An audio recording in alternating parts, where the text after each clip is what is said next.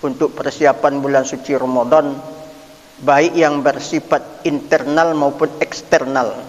Kalau yang internal tentu kawak, Pak. Yang eksternal sebagai pendukung-pendukung ketika kita memasuki bulan suci Ramadan.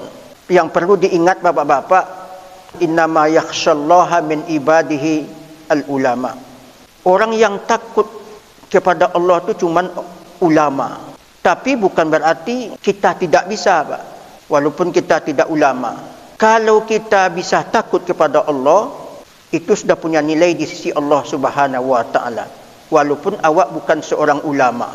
Status ulama itu hanya Allah yang mengeluarkan SK legalitasnya, Pak. Bukan penilaian manusia. Saya di majlis ulama, komisi fatwa. Ulamakah saya? Belum tentu, Pak. Kalau secara teoritisnya dalam dalil tadi, memang yang takut kepada Allah hanya ulama. Kita juga bisa takut kepada Allah Subhanahu wa taala. Sesungguhnya agama itu memang perilaku, Pak. Perilaku. Saya profesor, saya doktor, strata 1, strata 2 pendidikan, tapi kalau tidak berperilaku, Pak, maka kita tidak disebut orang beragama. Maka Nabi mengatakan, bu'istu liutammim makarimal akhlak. Saya ini, kata Nabi, diutus hanya satu tujuannya, Pak. Supaya kalian ini punya akhlak, baik kepada manusia maupun kepada Allah. Maka ada akhlak kepada Allah, ada kepada manusia. Untuk mewujudkan hal ini, ada teori yang diberikan Allah. Kalau kalian berjalan dalam teori itu, ini disebut dengan ihdinas siratal mustaqim, maka inilah orang-orang yang mulia di sisi Allah Subhanahu wa taala. Pertama, akui saya sebagai Tuhan, kata Allah. Yang kedua, Nabi dianggap orang yang menyampaikan risalahku. Kalau tidak ada Nabi yang menjadi tolak ukur sebuah kebaikan itu, Pak, awak bingung, Pak. Menolong orang dalam kecelakaan diangkat ke rumah sakit, ini baik apa buruk? Kemudian uang kita berikan sama orang miskin, uang kita keluar. Kalau logika kita yang kita ikuti, kita rugi, Pak.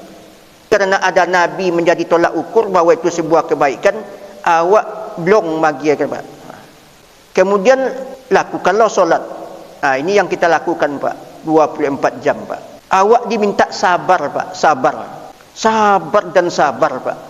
Ini kalau tidak ada nilai di sini, Pak, agama, berat ini, Pak. Wa innaha lakabiratun illa alal khasyiin. Kadang-kadang awak terkantu orang azan. Tapi karena ini sebuah panggilan Allah, awak harus taat. Main bulu tangkis, Pak, jam-jam orang melompet-lompet, Pak. Tidak ada, capek, Pak. Tapi seketika melakukan solat, rumit, Pak. Tapi awak harus sabar. Sampai awak meninggal dunia, awak harus sabar. Sabar dalam ketaatan. Setelah solat, ada tindak lanjut berikutnya. Dalam proses menjadi orang tadi, Pak, yang berperilaku baik di sisi Allah itu, yang disebut dengan bertakwa tadi itu, lakukanlah puasa Ramadan. Jadi 5 aspek sendi agama, 5 aspek sendi agama ini aja kalau bagus kita lakukan, Pak, itulah sungguh luar biasa, Pak. Nabi tidak pernah duduk di sejadah itu 24 jam, Pak. Allahu Akbar, Bismillahirrahmanirrahim, Assalamualaikum, Assalamualaikum, Allahu Akbar. Tidak pernah dilakukan Nabi 24 jam, Pak. Kadang-kadang dia melakukan peperangan, menyelesaikan masalah umat, orang mengadu. Tetapi 5 aspek ini menjadi penekanan Nabi, Pak. Cuman kelebihan beliau, ini tidak punya dosa, Pak.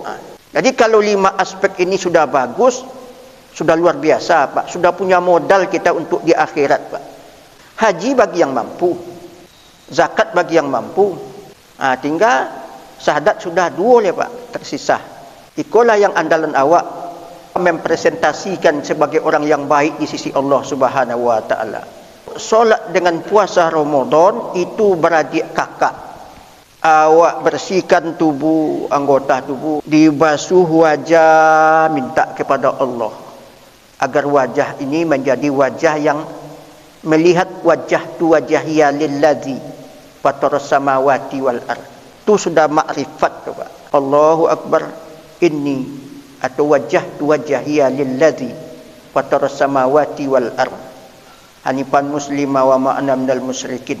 Inna solati wa nusuki wa mahyaya, seluruh ibadahku, perilakuku, hidup dan matiku kutumpahkan kepada Allah.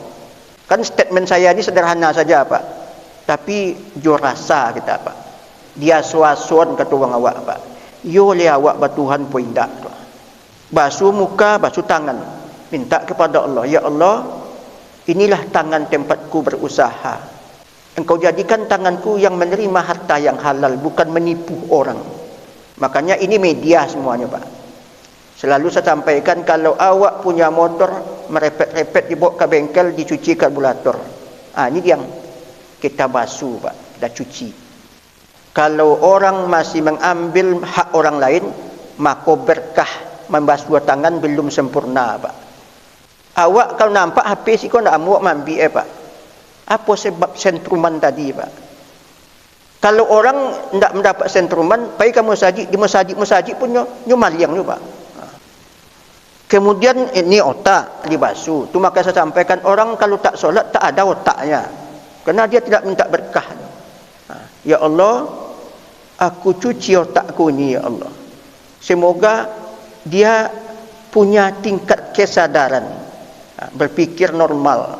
Kemudian kuping, supaya mendengarkan kalimah-kalimah thayyibah.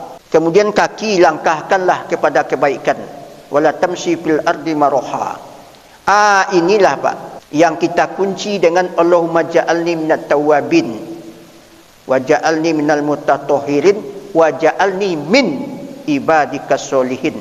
Aku orang yang suci, menjadikan aku orang-orang yang soleh. Terkunci badan, kita menghadap Allah. Kalau solat kan sangat terbatas Pak. Hanya tetap di satu tempat. Allahu Akbar. Awak baru mau bermakrifat kepada Allah, membentuk batin Pak. Bismillahirrahmanirrahim. Alhamdulillahi Rabbil Alamin. Ar-Rahmanir Rahim.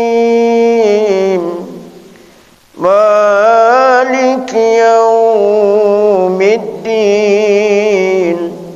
Iyyaka na'budu wa iyyaka nasta'in. Ihdinas siratal mustaqim.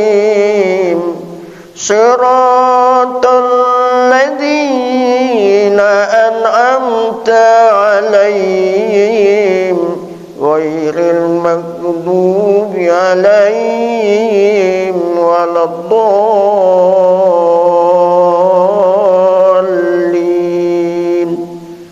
Meredup batin awak Pak dengan Allah Subhanahu wa taala. Itulah yang kita sampaikan setiap solat dengan waktu dan saat terbatas Pak. Iyokah awak menumpahkan segala perbuatan kepada Allah? Buktikan di luar. Inilah yang disebut dengan puasa Ramadan. Main tingkek Pak. KKN awak le Pak. Praktekkan di luar. Jadi orang yang puasa Ramadannya lalu sekerajunya Pak. Sudah siang subuh pupul lalu, jago zuhur, sembahyangnya Pak. Satunya pupul lalu Pak sampai lu asar. Sudah asar nyobain lalu Pak sampai lu maghrib Pak. Memang boleh Pak, tapi puasa tidak punya kualitas Pak, tidak terlatih.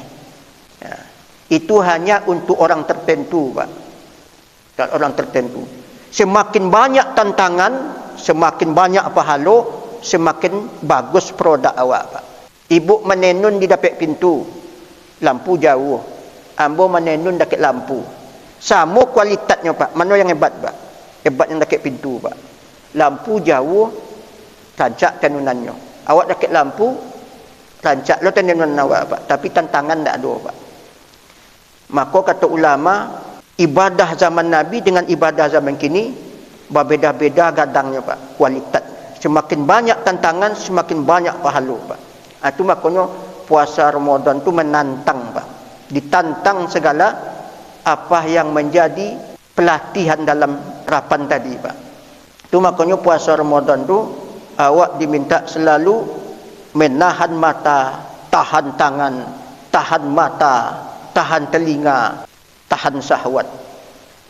Itu baru mantap, Pak. Cuman kadang-kadang problematika hidup yang tak bisa dihindarkan. Awak harus mencari nafkah. Inilah antara puasa Ramadan dengan solat, solat dengan puasa Ramadan, itu satu kesatuan, satu paket dalam pembentukan jati diri awak, Pak.